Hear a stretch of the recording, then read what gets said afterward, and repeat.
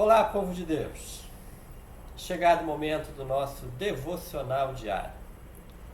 Hoje, segunda-feira, início de uma nova semana,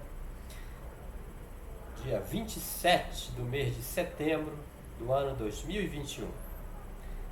Tenho aqui a minha retaguarda, a paisagem do bairro Batista Campos, no centro da cidade de Belém. Estamos no nosso devocional diário fazendo a leitura da carta do apóstolo Paulo aos Gálatas.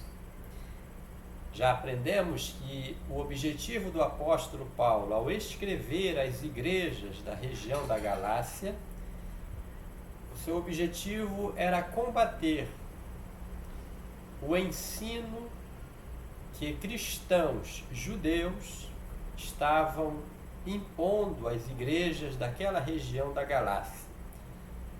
Que ensinos eram esses? Eram ensinos relacionados à lei, que era exclusiva para o povo judeu. O rito da circuncisão, que obrigava ao filho macho, nascido ao 8º dia, deveria ser circuncidado. Ou, se ainda não era circuncidado, sendo adulto, que passasse pelo ritual da circuncisão. E além da imposição do ato da circuncisão, os judeus cristãos nas igrejas da região da Galácia também exigiam que os cristãos não judeus, além da circuncisão, que também cumprissem os ritos da lei mosaica. Então Paulo escreve às igrejas da região da Galácia para combater este ensino, argumentando que em Cristo estamos livres dos ditames da lei mosaica, da circuncisão, do rito da circuncisão, porque em Cristo estamos vivendo pela fé na graça que há em Cristo Jesus. Uma vez reforçando qual o objetivo da carta e qual a postura do apóstolo ao escrever às igrejas daquela região, vamos novamente tomar o livro, a carta do apóstolo Paulo aos Gálatas, para ler a porção para hoje. Já lemos na Bíblia, cuja versão é de João Ferreira de Almeida e edição revista e atualizada, nós já lemos até o capítulo 2, até o versículo 10 do capítulo 2. A porção para hoje, nós vamos ler ainda no capítulo 2 da carta do apóstolo Paulo aos Gálatas, do versículo 11 ao 21, cujo título na Bíblia está assim: Paulo repreende a Pedro, a justificação pela fé em Cristo Jesus. Vamos ler então, esteja atento para a leitura desta porção da carta do apóstolo Paulo aos Gálatas, capítulo 2, dos versículos 11 ao 21. Diz assim: Quando, porém, Cefas veio a Antioquia, resisti-lhe face a face, porque se tornara repreensível. Com efeito, antes de chegarem alguns da parte de Tiago, comia com os gentios. Quando, porém, chegaram, afastou-se e, por fim, veio a apartar-se, temendo os da circuncisão. E também os demais judeus dissimularam com ele, a ponto de o próprio Barnabé ter se deixado levar pela dissimulação deles. Quando, porém, vi que não procediam corretamente, segundo a verdade do Evangelho, disse a Cefas, na presença de todos: se, sendo tu judeu, vives como gentio e não como judeu, por que obrigas os gentios a viverem como judeus? Nós, judeus por natureza e não pecadores dentre os gentios, sabendo, contudo, que o homem não é justificado por obras da lei, e sim mediante a fé em Cristo Jesus, também temos crido em Cristo Jesus, para que fôssemos justificados pela fé em Cristo e não por obras da lei, pois, por obras da lei, ninguém será justificado. Mas, se procurando ser justificados em Cristo, formos nós mesmos também achados pecadores, dar-se-á o caso de ser Cristo ministro do pecado? Claro que não. Porque, se torno a edificar aquilo que destruí, a mim mesmo me constituo transgressor. Porque eu, mediante a própria lei, morri para a lei, a fim de viver para Deus. Estou crucificado com Cristo, logo, já não sou eu quem vive, mas Cristo vive em mim. E esse viver que agora tenho na carne, vivo pela fé no Filho de Deus, que me amou e a si mesmo se entregou por mim. Não anulo a graça de Deus, pois, se a justiça é mediante a lei, segue-se que Cristo morreu em vão. Até aqui, até o versículo 21, concluindo a leitura do capítulo 2 da carta do apóstolo Paulo às igrejas da região da Galácia, carta denominada aos Gálatas. E esta porção para hoje apresenta um embate apostólico. De um lado, Pedro, chamado aqui de Cefas, né? Que é tratado nos versículos 1 ao 10 do capítulo 2 como o apóstolo da circuncisão. E do outro lado do embate, o apóstolo Paulo, apóstolo da incircuncisão, chamado apóstolo aos gentios. Cabe uma explicação aqui com relação à palavra gentios. Gentios, na Bíblia, significa estrangeiro. Estrangeiro em relação a quem na Bíblia? Em relação a Israel. Em relação a Israel. De grosso modo, há 3 povos que a Bíblia classifica. O primeiro povo é o povo judeu, o povo israelita, o povo de Abraão, o povo das alianças patriarcais. Quem não era israelita ou judeu era gentio, estrangeiro. E aí entra o romano, o espanhol, o brasileiro, o japonês, o chinês, qualquer outra nação que não é israelita judia de nascença, era estrangeiro, gentio. E o terceiro povo, pastor Vandelce? Que terceiro povo é esse que a Bíblia menciona, uma vez que ela já tem como povo Israel e os demais povos, os gentios? Que outro povo é esse? É a igreja. A igreja, ela é um povo formado de judeus e gentios em Cristo Jesus. Amém?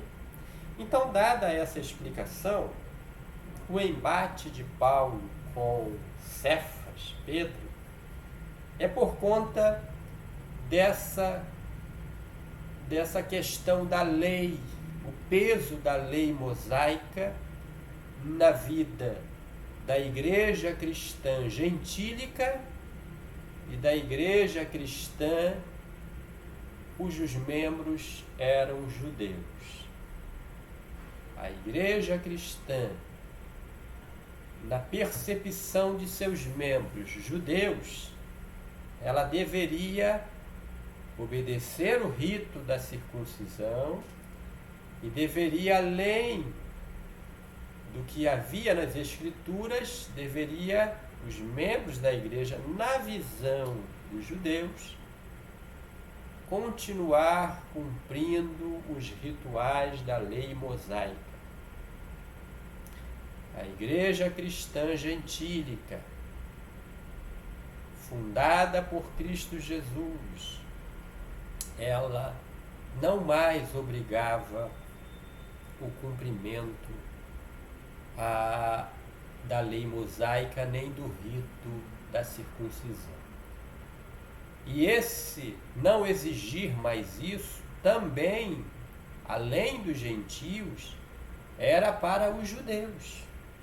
Eles também, uma vez convertidos a Cristo, deveriam abandonar a lei mosaica e seus rituais para viver segundo o Evangelho de Jesus Cristo. De modo que o que acontecia, que é narrado para nós nessa porção.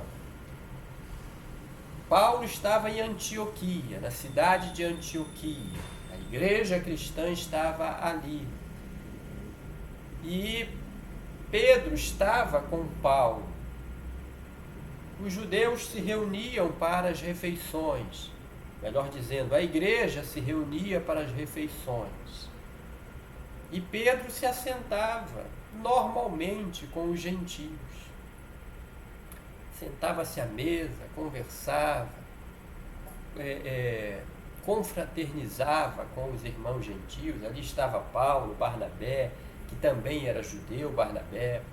Estava Tito, que era grego e era discípulo de Paulo, além dos irmãos da igreja. Tudo funcionava bem. Pedro estava inteirado com os irmãos. De repente, chegou uma comitiva de irmãos de Jerusalém. Vieram da parte de Tiago, o líder da igreja em Jerusalém. E o que fez Pedro? Já não se assentava mais com os irmãos gentios na hora das refeições. Só se assentava lá com a comitiva de judeus. E começaram a dissimular. Para justificar aquele afastamento, começavam a dissimular, estarem tratando de assuntos relacionados à amizade deles, a assuntos familiares, buscando conversarem entre si, afastando-se assim dos irmãos gentios, e até Barnabé, para a surpresa de Paulo, até o seu companheiro Barnabé também se afastou, provavelmente repreendido por olhares daquela comitiva de judeus, como que ia dizer, o que você está fazendo aí? Você é natural, judeu, vem para cá. E ele se afastou dos irmãos e também começou a comungar daquela dissimulação. Paulo percebeu aquilo e foi até aquele grupo de irmãos judeus e olhou no rosto de Pedro e repreendeu a Pedro, e a repreensão serviu para todos. Serviu para todos eles. Paulo diz,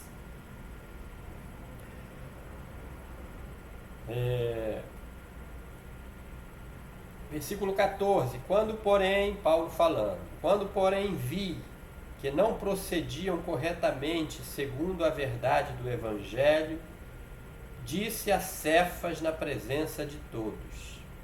Ele disse assim: se sendo tu judeu, vives como gentio e não como judeu, por que obrigas os gentios a viverem como judeus? Esse foi um ponto da repreensão de Paulo. Pedro, você quer agora estar aí entre os judeus, tu vives como gentios, como é que queres cobrar os gentios que vivam como os judeus? Ele prossegue. Paulo dizendo, nós, está olhando para Pedro, e ali está Barnabé e os demais judeus que vieram na comitiva de Jerusalém. Nós, judeus por natureza, e não pecadores dentre os gentios. O que ele está dizendo? Olha, nós somos judeus por natureza e não nos tornamos pecadores quando estamos entre os gentios. E ele prossegue na repreensão. Sabendo, contudo, que o homem não é justificado por obras da lei. Aqui ele vai no cerne do embate. Lei e graça. Regras mosaicas, liberdade cristã. Ele diz, sabendo, contudo, que o homem não é justificado por obras da lei, e sim mediante a fé em Cristo Jesus. E não por obras da lei, pois por obras da lei ninguém será justificado. Mas, se procurando ser justificados em Cristo, fomos nós mesmos também achados pecadores, dar-se-á o caso de ser Cristo ministro do pecado? Certo que não. O que ele está querendo dizer? Olha, se nós, sendo judeus, abrirmos mão da lei para vivermos pela fé em Cristo Jesus, nos tornamos pecadores?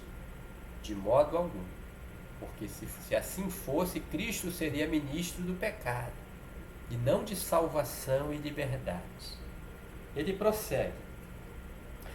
Versículo 19. Porque eu, mediante a própria lei, morri para a lei. Morri para a lei, a fim de viver para Deus.